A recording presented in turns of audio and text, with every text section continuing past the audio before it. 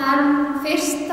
desember árið 1955 var kona nokkur á leiðinni heim úr vinnu með strætisvagni í Montgomery, Alabama.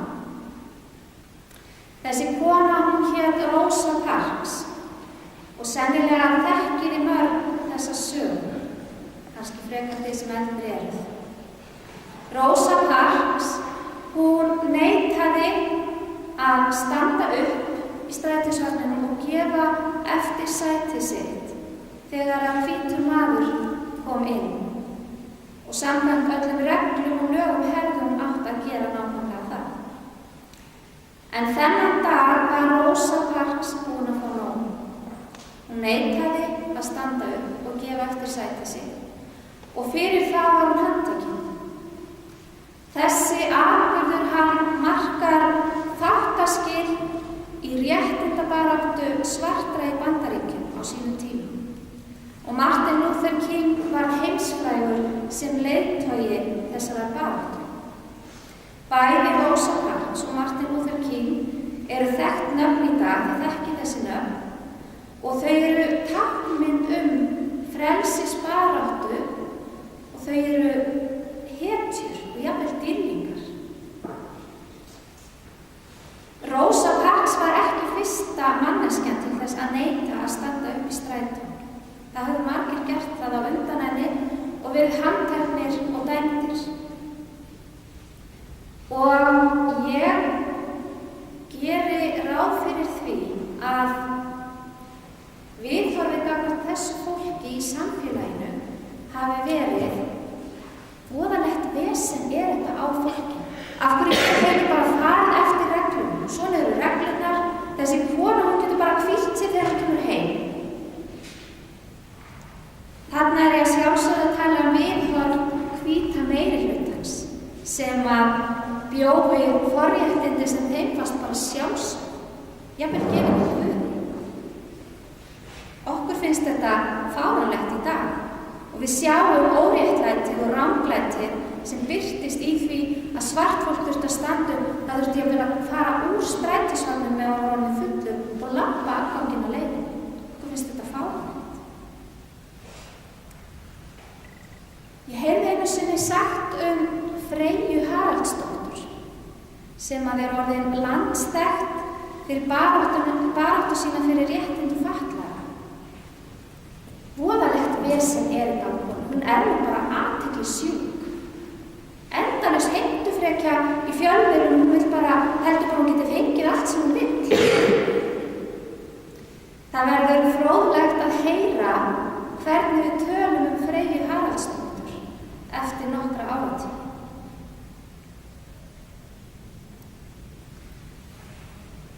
Þegar ég las söguna kanadísku konuna fyrst, þá hugsaði ég, þessi kona er rosalega ákveðin, hún er eiginlega bara frek. Og lærisveinunum fannst það líka. Jesús látt hann að fara, hún eftir okkur með hrópum og köllum. Þvílíkt vesen á konu, við fáum engan frið fyrir henni, segir hann. Og Jesú virðist finnast nákvæmlega það sama. Þessi kona, hún átti dóttur sem var haldin illum anda. Það er svolítið erfitt fyrir okkur að ímynda okkur hvers konar ástand það er. En ég reyndi að skilja það með því að setja það í samhengi við sögur sem við höfum heyrt í fjölmiðlum núna undanfarið. Sögur móður sem á son sem er svo illa haldinn af eiturlyfjafíkn og geðrænum vandamálum að þetta er orðin algjör harmsaga. Hann hefur haldið móður sinni í gíslingu á heimilinu, hann hefur gengið skrokka á henni margsinnis og fjölskyldan rekst alls staðar á veggi í kerfinu. Það vil enginn taka við þessum unga pilti. Það er vísar hver á annan, hann var handtekinn í Árbænum núna, það var mikið fjölmiðla hafa yfir handtöku hans í Árbænum núna fyrir einhverjum dögum síðan og þetta er mikil harmsaga. Ég held að aðstæður fólks fólks í dag og á tímum Jesú séu ekkert svo ólíkar. Við kannski köllum þær ólíkum nöfnum. En enginn virðist hlusta og enginn virðist skilja. Hvað ætli það hafi verið sem að knúði konuna, þessa kanversku konu, til að leita til Jesú? Jesús var útlendingur í landi hennar og hún vissi það að gyðingar, þeir litu á hennar fólk sem óvini. Og hún gat í rauninni ekki átt von á neinu góðu frá Jesú eða hún gat ekki ætlast til neins á hann. En þegar ég setti sögu konunnar í samhengi við sögu þessarar móður sem ég var að tala sem á þennan unga mann, þennan veika mann í dag, þá skildi ég að það sem knýr konuna áfram í sögunni, það einfaldlega neyðin sjálf. Óbærilegar aðstæður sem verða ekki þolaðar öllum einhver. Aðstæður sem eru svo slæmar að hún tilbúin að leggja á sig bæði niðurlægingu og höfnun bara ef hún fær einhverja úrlausn sinna mála. Og hún fær niðurlægingu og höfnun. Jesús hunsar hana. Það svo merkilegt að í þessum guðspjallstexta þá snýst allt á hvolf. Jesús orðinn fyrirmynd þess sem við viljum ekki vera. Á meðan að kanverska konan sú sem að við viljum líkjast. Og ekki nóg með það, þetta gerist líka í Gamla testamentistextanum sem við heyrðum Jakob sem að glímir við Guð. Og það gerist eitthvað alveg fáheyrt. Guð tapar.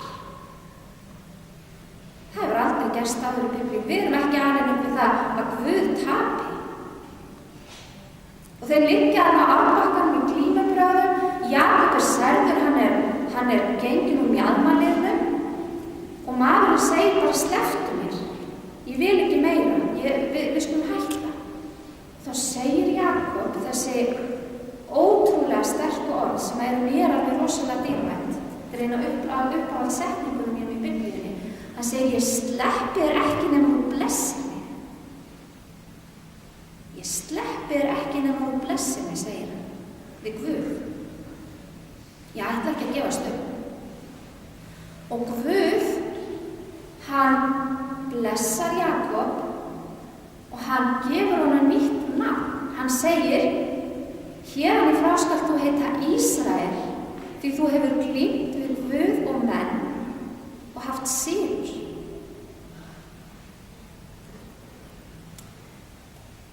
Kanverska konan segir líka við Jesú, ég sleppi þér ekki nema þú blessir mig, nema þú gefur mér nýtt nafn og nýtt líf. Og við vitum ekki, kannski var þetta meðvitað hjá Jesú að hunsa. Kannski vissi Jesús alveg hvað hann var að gera. Hann ætlaði kannski allan tíman að hjálpa henni, vildi bara prófa hana. Kannski sá Jesús til að byrja með bara konu sem var með vesen. En það skipti kannski ekki öllu máli. Menn hafa í rauninni deilt það í þessari sögu mjög lengi. En kannski það sem að skiptir mestu máli að Jesús gat hjálpað henni. Og þegar hann sá neyð hennar, þegar hann sá þessa knýjandi þörf, þá gerði hann, þá hjálpaði hann. Mikil trú þín kona.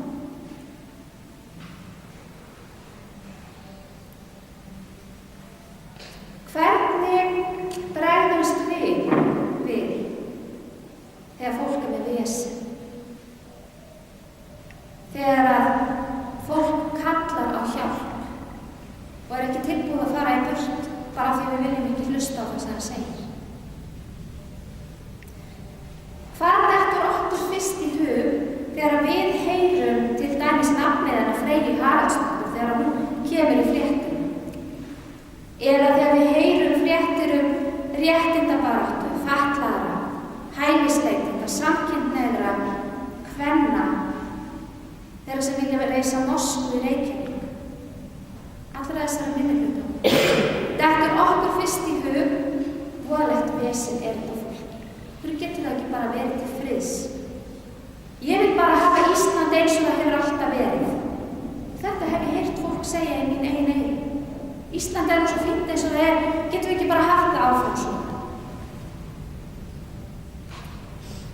Eða erum við tilbúin að sjá bak við vesenið neyð fólks, raunverulega knýjandi neyð, fólk sem að er svo illa statt að það er tilbúið að þola bæði niðurlægingu og höfnun bara ef það er einhverja úrlausn sinna mála, eins og kanadska kona. Hún var tilbúin að þola það að Jesús hafnaði henni. Hún var tilbúin að vera kallið hundur. Hún sagði, já, gott og vel, ég er kannski annars flokks, það getur vel verið, en ég er tilbúin að þiggja hvað sem er, ef það bara hjálpar. Erum við tilbúin að horfa bak við neyð fólk sem er tilbúið að þola bæði niðurlægingu og höfnun bara ef það fær einhverja leiðréttingu sinna mála, ef það fær að upplifa og ekki sem það lágmarks réttlæti. Jakob glímdi við Guð, Guð blessaði hann og hann gaf hann nýtt nafn. Við stöndum frammi fyrir því í okkar samfélagi að hópar fólks og einstaklinga stíga fram og þeir segja, ég sleppi þér ekki nema þú blessir mig. Ég vil fá nýtt nafn og nýja tilveru, ég vil fá viðurkenningu á því hver ég er. Ert þú tilbúin að sjá fólkið í neyð? Ert þú tilbúin að heyra sögur þeirra? Ert þú tilbúin að taka sinnaskiptum eins og Jesús og taka þátt í því að breyta lífi fólks sem að býr við óbærilegar aðstæður? Ert þú tilbúin að verða samverkamaður Guðs og gefa fólki nýtt nafn og nýtt líf? Og alveg eins og Guð gefur kanadísku konunni nýtt nafn og nýtt líf og Jakobi, þá getum við líka þeim nýtt nafn og nýtt líf. Við stöndum upp og við þiggjum blessun Guðs í postulegri blessun, gjöru svo vel. Og með því þá þiggjum við líka nýtt nafn. Náðin Drottins vors Jesú Krists, kærleiki Guðs og samfélag heilags anda sé með okkur öllum í Jesú nafni. Amen.